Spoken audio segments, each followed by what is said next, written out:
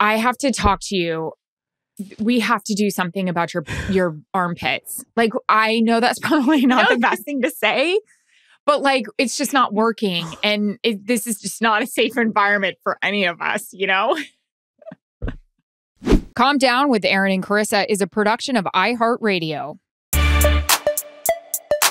Hello from windy Southern California. When the wind starts going on, or however you say this, by the way, full disclosure, I'm working on 4 hours sleep. You can tell from the puffiness and the red eyes. It's not puffy at all. In fact, you're glowing. It looks like you just got a facial.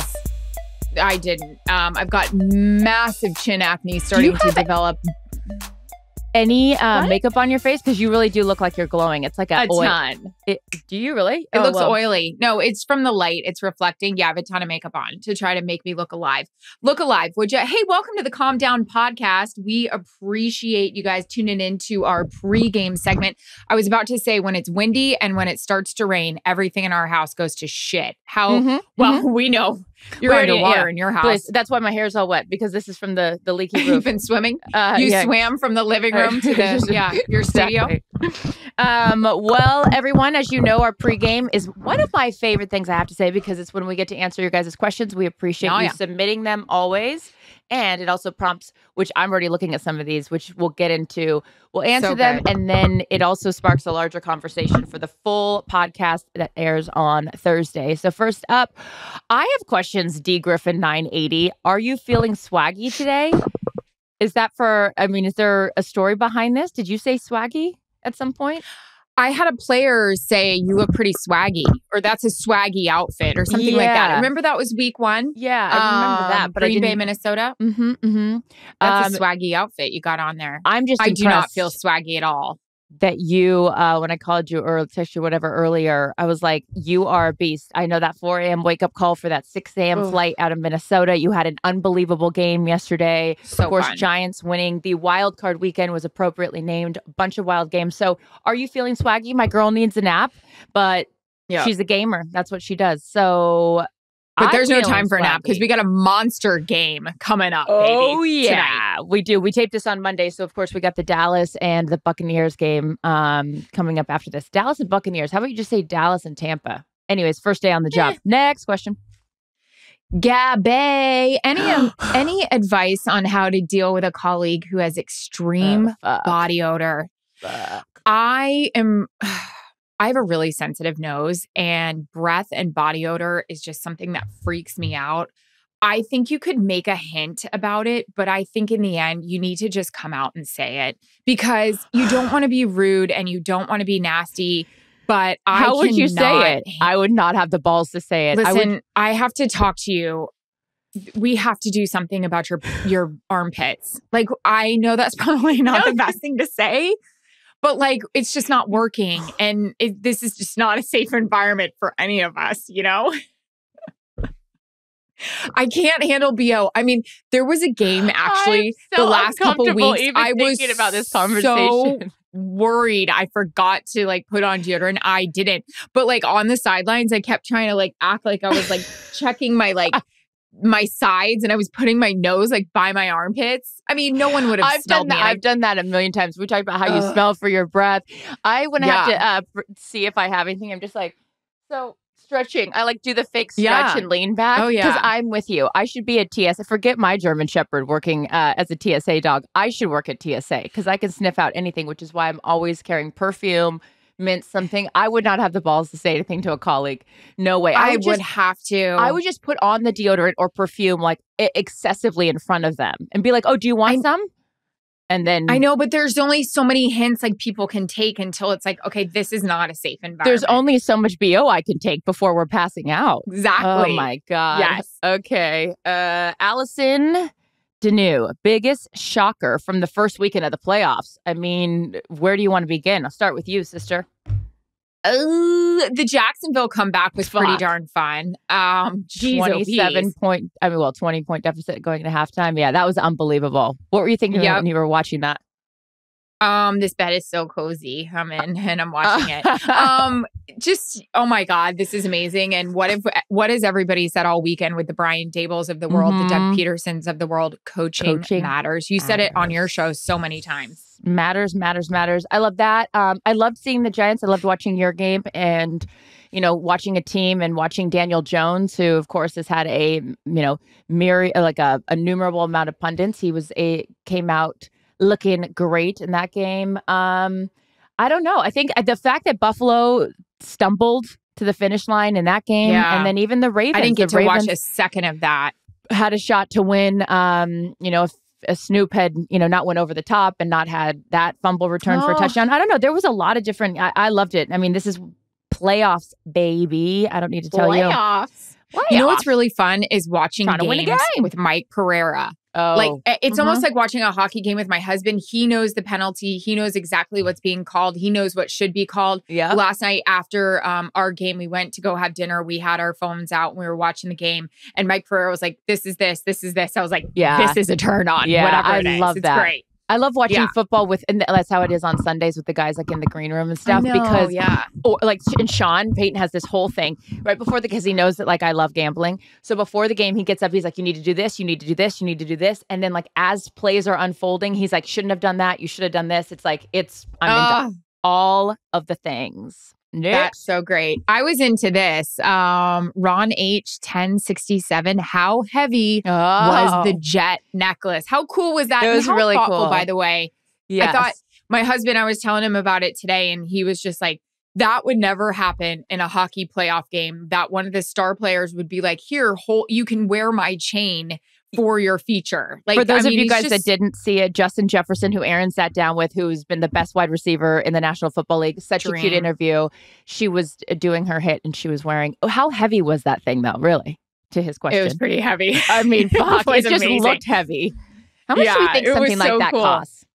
I don't know, but I was really nervous with it around my neck or even walking on the sidelines with it. I wanted to give it back to the Vikings PR immediately, but I love you, Justin Jefferson. That was so sweet of you. Really thank you. It was heavy.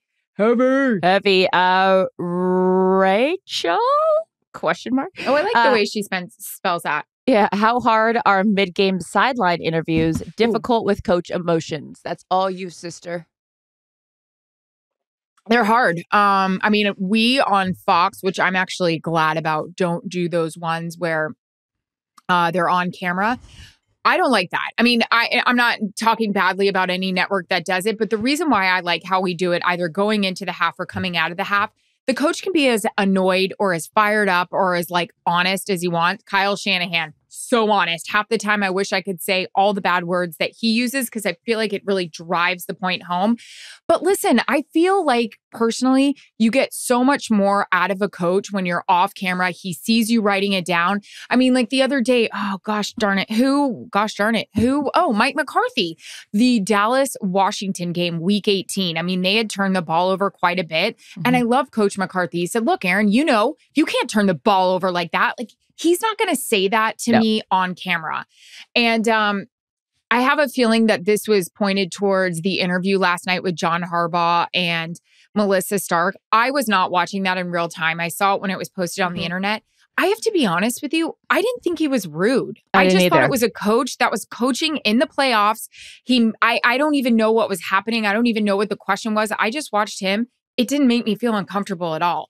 Maybe, Charissa, I am so hardened to all of this shit, but I feel like, sorry, this is the job we decided to do. It's not going to be all happy-go-lucky, peaches and cream on the sideline. It's just not. Great song. By the way, great song. We are in their world, right? We are asking them, yes, I know it's part of the business, but we're asking them to take a minute to do, I hate those. I just could not agree more with you. That is like asking a surgeon in the middle of surgery. The hey, you got a second? Hey, you got a second? So what are you doing here as the patient's flatlining? It's like, oh, my dogs are home. That's always great.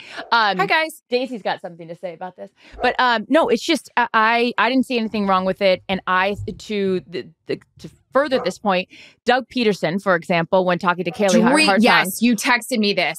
So good. And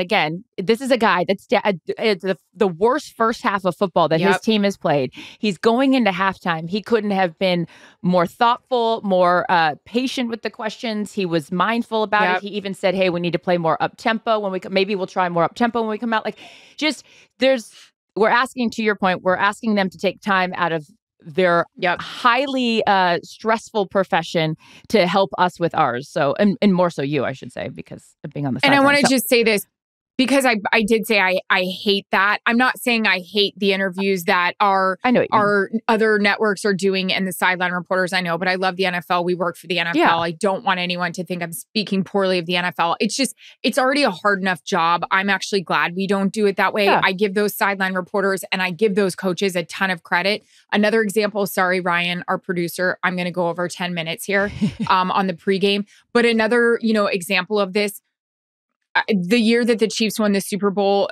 during the regular season, we had the Denver-Kansas City game. Patrick Mahomes dislocates his knee on the play. On the field. It's a massive freaking thing.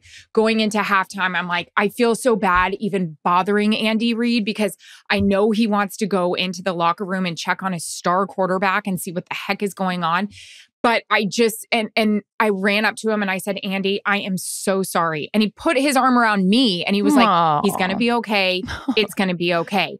But so I know that we are supposed to be doing those interviews. I'm not saying I hate it towards the NFL. I don't hate it towards the other networks. You prefer it's just a hard the other position altogether. But also you prefer where you can decipher what he's saying. I mean, I've said before, like when I used to do sidelines a million years ago, like I had coaches say things to me that I know they would not want me to repeat. And you're able to extrapolate that from the report and then paraphrase it and keep it moving. So to each its own. And last, but there's two more. I'm going to add on this on our Thursday podcast. I have one more thing to say. So go listen to that if you want to hear me babble more. Sorry, guys. You're not babbling. Fellow women in sports here. This is from Grace Rigger.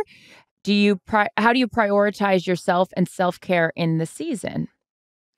Go ahead, babe. Your schedule's crazy. My schedule's slowed down a lot now that Thursday night football's over. So I am good about, I got a massage. I'm good about, even sleeping in. Like today, I didn't do dick until good for you. 12 o'clock. Like when I was texting you. I was like, hey, I need to get up and go do things because I was watching football. I was watching all the coverage, the recap from all the different shows on the weekend that was. And that's not what I normally do. But then I also need to remember to give myself grace on like the days where we're going and going and going. Like it's okay to chill out. So I think just even like vegging out and not doing anything is mine. What about yours? You haven't had time to do it yet. Get it? Poor thing. No, I haven't, but I do definitely make time, and I don't feel selfish about it for like saying I'm going to go work out for an hour because I just need it. I need it to like get away. I need it to like take care of myself. So that is definitely something I do. I'm trying to be better about scheduling, like to do treatments for my face, like get a facial, because look, when you're tired, you've been traveling, you have to wear a lot of makeup a lot. You got to take care of that thing you put on national television. And honestly, we can talk about this on our show that'll come out on Thursday. I haven't been sleeping well the last couple of days. Like I literally have slept like 4 hours a night the last couple of days. I know it's because I'm stressed out, but then I'm also geeking myself out when I go to sleep. I'm like, I'm anxious. So I started doing the Peloton meditation and the Calm app again. I need to start getting back into that because it just like chills you out. You know what I did on the plane today? What? I put my earphones in while I was, if I wasn't watching Kyle and Peter on Good Morning Football. They sometimes have like the Spotify app where you can play the sleep music. And I just like tried to fall asleep to that just to chill out. Oh, yeah. I don't know. I'm not good at the meditation stuff, but I probably should be because that's why I talk 100 miles an hour and I need to slow the fuck down. We're not going to calm down. We're going to keep this thing going. Tune in Thursday. We have a lot to say. I've got Post-it notes of things that are happening over here in this neck of the woods. Bye. Bye. Calm Down with Erin and Charissa is a production of iHeartRadio. For more podcasts from iHeartRadio, visit the iHeartRadio app, Apple Podcasts, or wherever you get your podcasts.